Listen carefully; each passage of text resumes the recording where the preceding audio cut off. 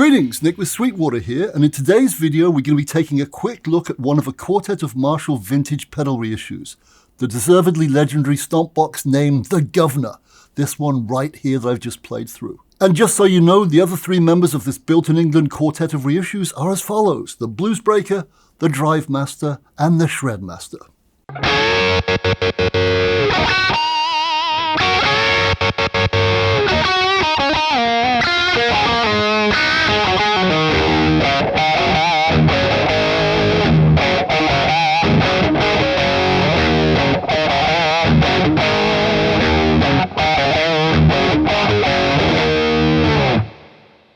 The Guv'nor was released on an unsuspecting guitar world in 1988, and despite its less than compact size, it proves to be a much-deserved success, pretty much out of the box, if you will. While it wasn't Marshall's very first attempt at entering the guitar pedal marketplace, it was the first one that was actually designed and then built in-house at Marshall.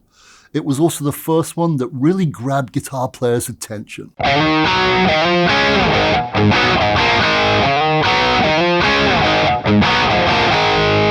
The goal for the pedal's designer, the much-respected Steve Grinrod, was a lofty one. He was tasked with creating a pedal capable of replicating the sound of Marshall's now legendary stacks, which had quite literally dominated the rock and metal worlds in both the 70s and 80s. Like I said, that's a pretty lofty task, my friend. Pretty darn lofty.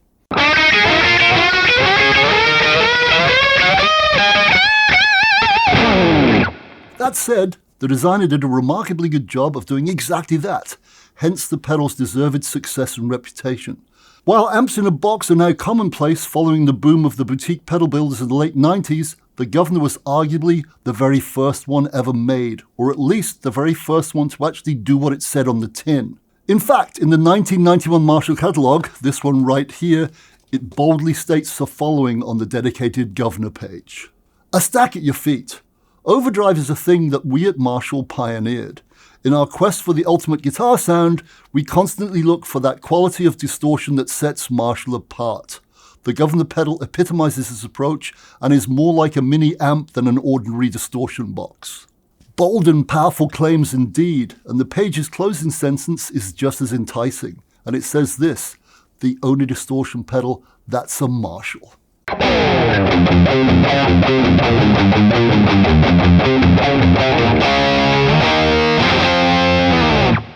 Probably the most famous example of the Guv'nor in action is on the late great Gary Moore's Still Got the Blues album. Released in early 1990, Gary's guitar tones on this album are still rightfully held in reverence to this very day. And, according to the man himself, the album's tonal cornerstones were a 1959 Gibson Les Paul, a Marshall JTM 45 head, and a Guv'nor pedal. And, my friend, if it's good enough for a legend such as Gary Moore,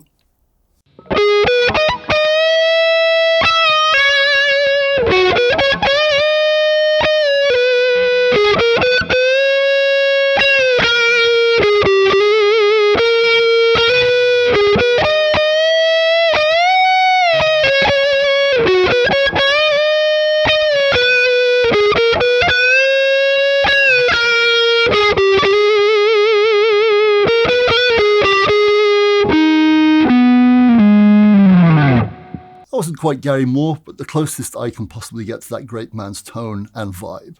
Anyway, let's talk about the pedal's name. As you may know, the Guv'nor was a nickname lovingly bestowed upon Jim Marshall by his workforce, Jim of course being the founder and head of Marshall Amplification.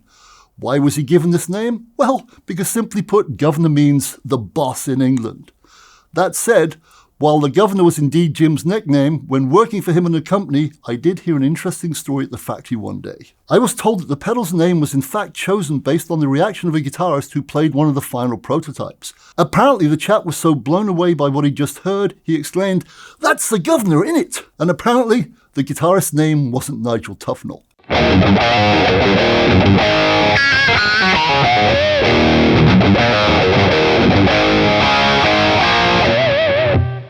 Despite its success, the Guv'nor was retired in the early 90s when Marshall released three new amp-in-a-box pedals, the Blues Breaker, the Drive Master, and the Shred Master. Encased in a less clunky and somewhat more elegant steel housing, the Drive Master was in fact merely the Guv'nor circuit put in a different box with a different name.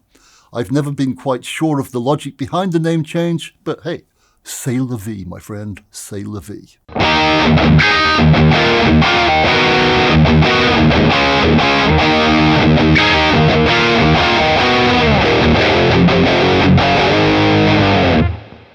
As you can maybe see on this table, I happen to have two original Guv'nor pedals, plus the original box, which apparently sports a picture of Steve Grinrod's very own foot stepping on its creation. And for those of you into trivia, while the original Guv'nor was indeed made in England, there was a period when they were actually made in Korea as well. And I happen to have one of each. England, Korea. Hurrah!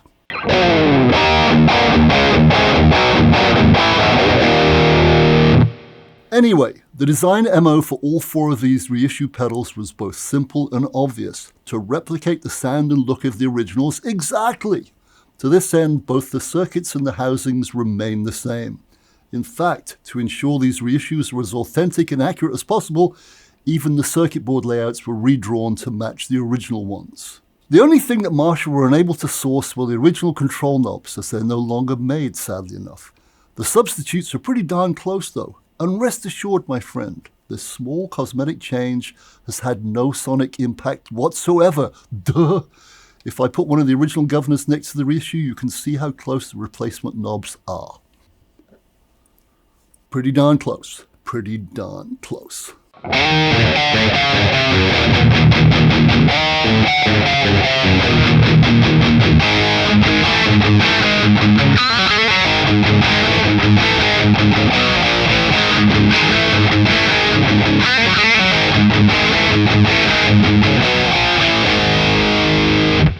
Now that's an example of a great 80s JCM 800 riff.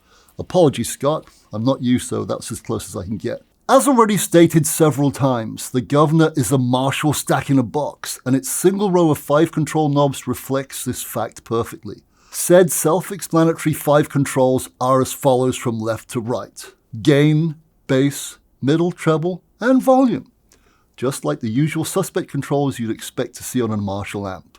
As for the Marshall stack the Guv'nor pedal emulates, think a JCM 800 with a hair more gain.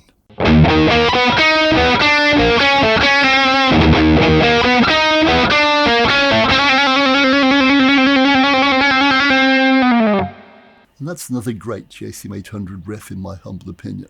Anyway, in keeping with its amp-in-a-box functionality, in addition to having input and output jacks, the Guv'nor also has an effects loop jack in between them. This was another pedal first that Marshall is responsible for.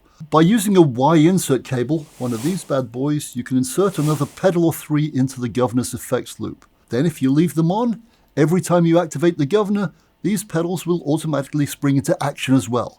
Very cool, as it minimizes your tap dancing routine on your pedal board.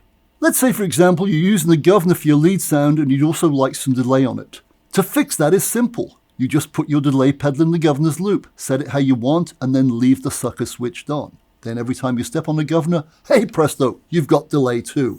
Nice! To quickly demonstrate this, I'm going to put a Boss DM2 Wazacraft delay pedal into the Guv'nor's effects loop.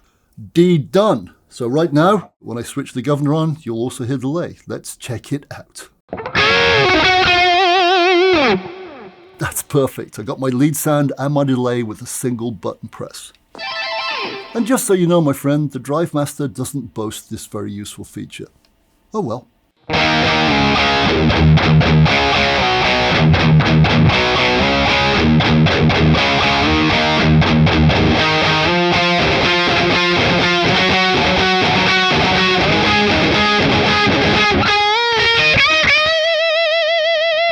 In keeping with its stack-at-your-feet nature, the Guv'nor plays very well with other dirt-delivering devices.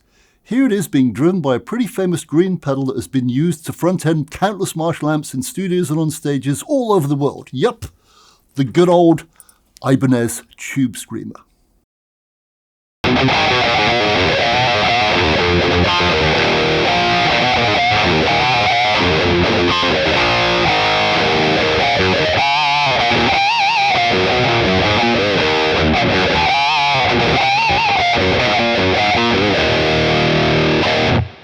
That works.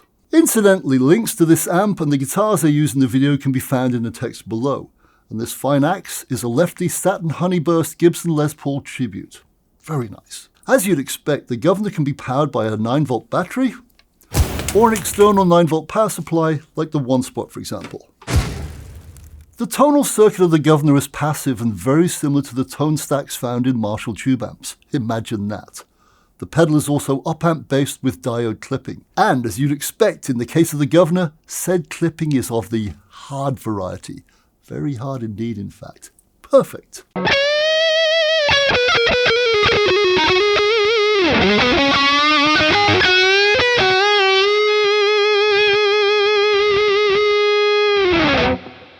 And there you have it, the reissue of Marshall's famous groundbreaking pedal named the Guv'nor. I could carry on tweaking this pedal and noodling around for hours, but I think you get the picture. This is a great sounding and great feeling stomp box that's a lot of fun to play. As our good friend and stompbox maven Josh Scott of JHS Pedals has pointed out on his popular YouTube channel on a number of occasions, in addition to being groundbreakingly clever, the topology of the Guv'nor circuitry has proven highly influential in the boutique pedal marketplace which sprang to life in the late 90s. If you'd like to learn more about the Guv'nor and also Marshall's fascinating pedal making past, there's a link to an article in the text below. For more information on this excellent reissue of the Guv'nor pedal or any other Marshall pedal, combo, head or cabinet, please go to sweetwater.com or better still, call your friendly sales engineer. That said, I'm out of here. First though, I'm going to call upon Digital Magic to change this fine Les Paul into a Fender Strat armed with a Floyd Rose Rammy system and also a Duncan JB humbucker in the bridge. See ya!